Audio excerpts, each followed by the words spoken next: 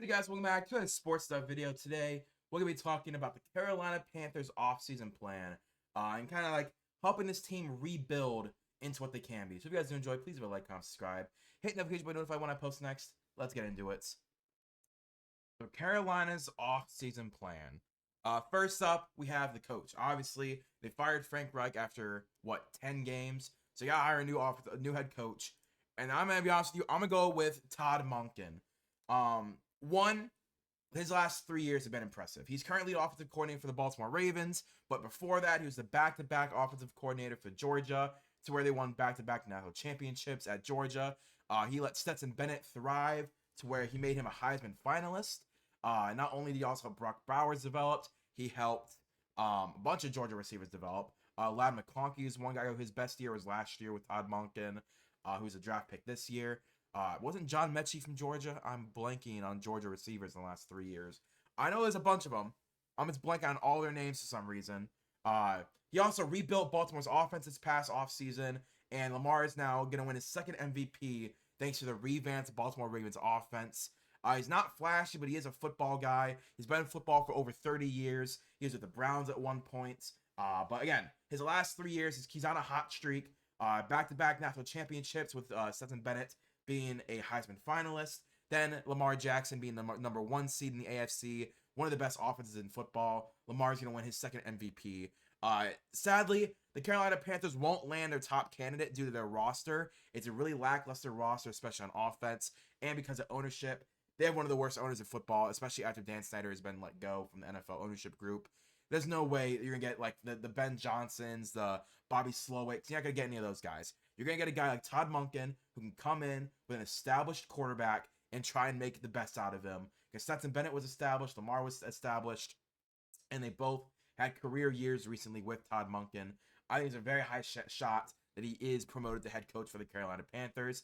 Even if it's only for a couple of years as Bryce Young develops and you go with someone young, once it's been like 3 years from now and Bryce Young is established as the guy, you can then have a young offensive coordinator come in and try and get even more out of him. But I think Todd Monken is a safe pick to get the most out of Bryce Young in year 2. Re-signings from the current roster. I think Brian Burns, I'm saying re-signing because I believe we should do a tag and trade with Brian Burns. So we're tagging him as a re-signing. He's the most valuable asset you have on defense and the most valuable asset you have that can be traded this offseason. This past year, he had 9 sacks, 30 tackles, a forced fumble, and a 74 PFF grade. Again, I'm not going to rely on PFF for everything, but it does help give an idea of how he performed in the last year. He doesn't want to be on the Carolina Panthers. From what I've been seeing is that communications for on a contract negotiation are dead in the water. He does not want to be there. They want him. But you can get a lot back if you trade him. So you are going to tag him for $24 million, which is insane, dude. That's insane. That's what the tag is going for. But for Brian Burns, I mean, apparently the Rams offered 2 or 3 first-round picks. So maybe, tagging and trading him wouldn't be the worst idea, trying to get something out of him. Next up, we have Jeremy Chin. 17 tackles this past year. He had a pretty down year. 57 PFF grade. Had down season due to a lot of his injuries and just bad play when he comes back from injuries. He's still a quality young safety. And defense needs to keep talent that they draft, especially when that drafted talent deserves a roster spot, right? Right now, here's the base salary I gave him. It was 3 years, about $43 million in base salary with a $10 million signing bonus. 17 of it guaranteed, so not a lot of guaranteed money. Because again, he's been injury prone this past year. He had a down year. So maybe the guaranteed some money could go up. That is not 65% guarantee, which is the number I usually try to stay around is 65% of the salary is guaranteed. I didn't even think about that when I was doing the guaranteed salary. That's on me. That's on me. So imagine the guaranteed salary was a lot more. But comes out to about number 4 and it comes to safety cap number, but number 6 in base salary. So that signing bonus is the richest for safeties as of this moment, but the base salary is the 6th cheapest and the cap number is the 4th most expensive. So remember that, okay? Remember that number 6 in base salary, number 4 in cap hit, but number 1 or 2 in signing bonus. So he gets a lot of the money up front, not as guaranteed, and gets a high base salary. Next, we have Yetzor Gross Matos. He had 5 sacks, 19 tackles, and a 65 PFF grade. He's earned himself a roster spot, in my opinion. Yeto Gross-Matos was kind of being a bust until his past year. He's a solid rotation edge. A lot of teams, 5 sacks, 19 tackles is what you get from that rotation guy who you're paying $4, $5, $6 million a year. He found a role on this defense with Edger Overo, a post position change. From what I remember, I think it was an outside linebacker and he went to edge, or he was an edge and went to outside linebacker. One of those two. Like he went from D end to outside linebacker, or outside linebacker to D end.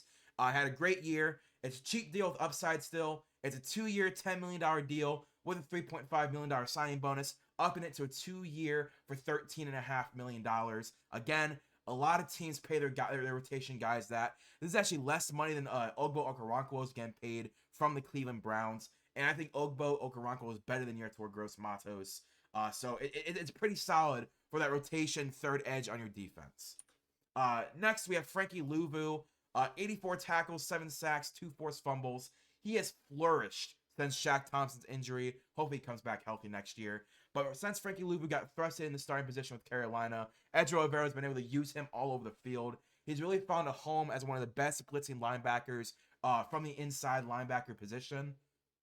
So to thank him for his efforts, I've given him about a 3-year, $49-50 million deal. That's at the cap number with a $9 million signing bonus. Base salary is not too expensive, $12-15 million a year on base salary. It's about number 6, number 7 for inside linebacker money. Signing bonus is not that expensive either. Stretch it out over the 3 years. The cap number, you're never the highest paid inside linebacker, but you're playing like it. You know what I mean? Like, he played amazing this year. Frankie Louvu deserves all the money he's going to get this offseason. And I think Carolina, you've got to overpay a little bit to get him to stay. But I mean, you guys remember, TJ Edwards got paid a lot of money to go to the to the Cardinals, I believe. And Tremaine Edmonds got paid even more than this to go to the Bears. And Frankie Louvu outplayed both of them this year. Next, we have cuts/trades. So, like I said, I do think Brian Burns will get traded this offseason. Expect major interest if advertised. I do think that they are trying to get rid of him. And to me, 2 teams make sense. So the first trade is Cincinnati. Carolina receives T. Higgins and a 2024 third-round pick. And in return, Cincinnati gets Brian Burns. Now, I see this happening if T. Higgins cannot sign the extension.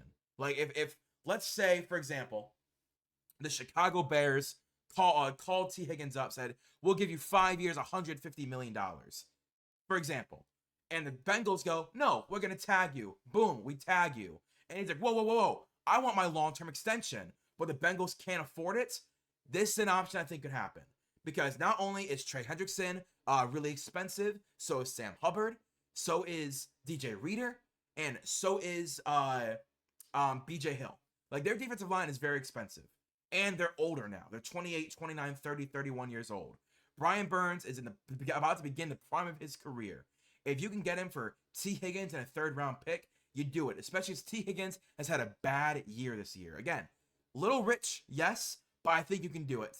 And the other team I think could be interested in Brian Burns would be the Minnesota Vikings. Now, I don't think this is happening. This is not happening. I made this before Kirk Cousins made the statement that he would take a hometown discount to stay with the Vikings. That is on me.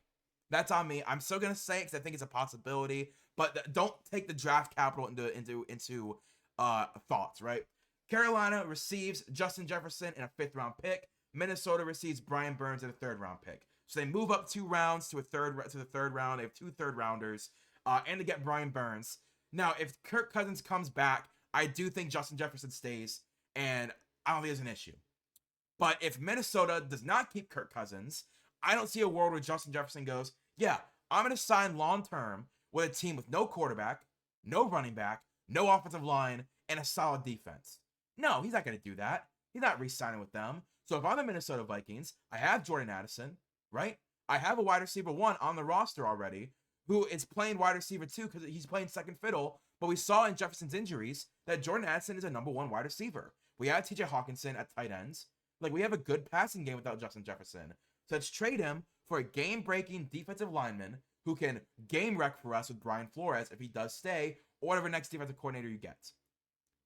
But If Kirk Cousins does stay, I don't think this even matters. They're not going to trade Justin Jefferson. This is a world where Kirk Cousins doesn't stay. The offensive line continues to be how it is. And you have Jordan Addison on roster who can be a wide receiver 1, right? And you can get a lot for Justin Jefferson. For example, I said Brian Burns, who's a game-wrecking defensive lineman, and a third-round pick probably would be a second or a first. I was trying to be fair. I didn't want to overvalue, but I think I undervalue this trade. But Brian Burns for Justin Jefferson, make it whatever draft capital you want swapped. I think that's a possibility. Next, I have Dante Jackson. Remember, this is cuts/trades. I'm cutting Dante Jackson. He had 52 tackles, 0 interceptions, and a 64 PFF grade. You save $5 million for moving on from him. You need to get younger and better at the position. When you are playing cornerback in the NFL, age is your enemy, right? If you are too old, too stiff, you can't maneuver around enough to become that game wrecker at corner, you're gonna get moved on from, right? It happens to every single corner in the league. That you hit a brick wall eventually where your athleticism isn't the same and your body is working against you. I think Dante Jackson has hit that wall. I do. And you can save $5 million moving on from him and get younger at the position. So I'm going to cut him, save $5 million. Austin Corbett. He's played 4 games this year. Yes, some because of injury, others because he is dog crap. And when he did play, he was bad. You save $6 million from cutting him. And I can't believe the Browns drafted him before they drafted Nick Chubb. In 2018, we drafted him 33rd overall, and Nick Chubb a couple picks later. But we could have lost out on Nick Chubb because we drafted Austin Corbett. Now, Austin Corbett played amazing with the LA Rams. He is solid enough to be in the NFL, but I don't think he should be on this Carolina Panthers roster, especially when you save $6 million from cutting him. Free agency. Let's see how we're spending our money. Demarcus Robinson. I think you need to get more playmakers for Bryce Young, and we saw towards the end of the season, Demarcus Robinson caught fire. 371 yards, 4 touchdowns, all in the last 4 weeks. He's a solid third option. He has shown his red zone ability with the LA Rams. The last 4 or 5 weeks of the season, he caught all of his yards and touchdowns. He was electric in the last couple of weeks of the season. He was a red zone threat. He can help Bryce Young develop, especially in the short field when it comes to those red zone offenses, those 2-minute offenses. I think Demarcus Robinson is always where he needs to be. So what I did was 2 years, $10 million. Base salary is $4 million a year. You get a $2 million signing bonus. So 2 for 10 after everything is said and done. I think that's really solid for a wide receiver 3. Again, you need to add more threats to this offense. I think Demarcus Robinson can help with that. Next up, I have Connor Williams. So Connor Williams is actually one of the highest graded PFF run blockers in the entirety of the league. He had an 86 PFF grade, 71 pass block, 90 run block. They are being a little generous. I do think that Connor Williams is an elite run blocker, but I think his pass blocking could still use some improvement. But their run game was so dead this year. It was dead this year. You couldn't run. He can improve interior offensive line issues quickly. He played center for the Miami Dolphins, but I do think he can play guard as well. As you can see, it's a pretty expensive contract because I think you had to outbid a lot of teams for Connor Williams this year, including the Miami Dolphins. Ends up being about 4 for 89, 4 for 90. I do think this is a possibility for Connor Williams. It would make him a top 3, I think, paid offensive lineman. Would not reset the market, but a $10 million signing bonus, you guarantee about 40 of it. What is that? 10, 20? Oh, 31 million. So you guarantee 31 million of it. About what? 1, 2, 3, 4, 5, 6, 7. So just shy of 80, and you guarantee. Yikes! I did not do well with guaranteed salary this video, man. I need to retool that. Again, 65% guaranteed salary is what you usually want to do with an NFL contract. The first 2 years are usually completely fully guaranteed. That third year is partially. The fourth year isn't. That's my bad. It'll be better in the future videos. But again, 4 years, 80 million. I don't think it's crazy for a guy like Connor Williams. And I think that the Carolina Panthers are going to have to overpay him because they need offensive line help so bad. Next up, we have DJ Reader. Plays D tackle for the Bengals, obviously. 30 tackles, 2 sacks, and 22 run stops. Really good for the interior defensive lineman.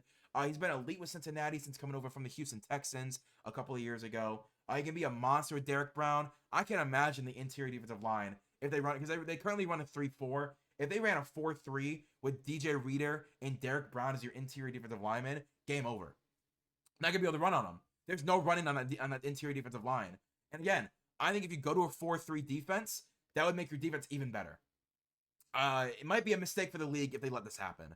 As you can see, I did a 37, about a 3-year, $45 million deal. Again, it's guaranteed salary is a little messed up. That's on me. I'll get it corrected in the future.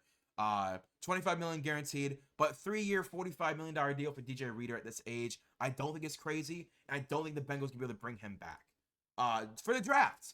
So, as you can see, the Panthers obviously don't have a first round pick. It's to the Chicago Bears. But round 2, pick 33, I grabbed Tez Walker from North Carolina. Tez is one of my draft gems. I think he'd be a wide receiver 1 in any team in the NFL. I think he has the build for it. He has a skill set to be a wide receiver 1. Don't be shocked to see his name drafted in round 1 of this upcoming draft after the combine and pro days. Next up, Christian Haynes is one of the best interior guards in this draft. Again, attack the interior of this offensive line. You have Taylor Moen, you have Ike Ekwonu, who both played pretty solid this year. It was the interior line that had the issues. You grab Connor Williams, you grab Christian Haynes, and you try and fix that as quickly as possible for Bryce Young. Then, as I said, Cedric Van Pran. I grabbed Cedric because, again, Connor Williams plays center and guard. If Cedric Van Pran is ready to start day 1, you can move him over to guard.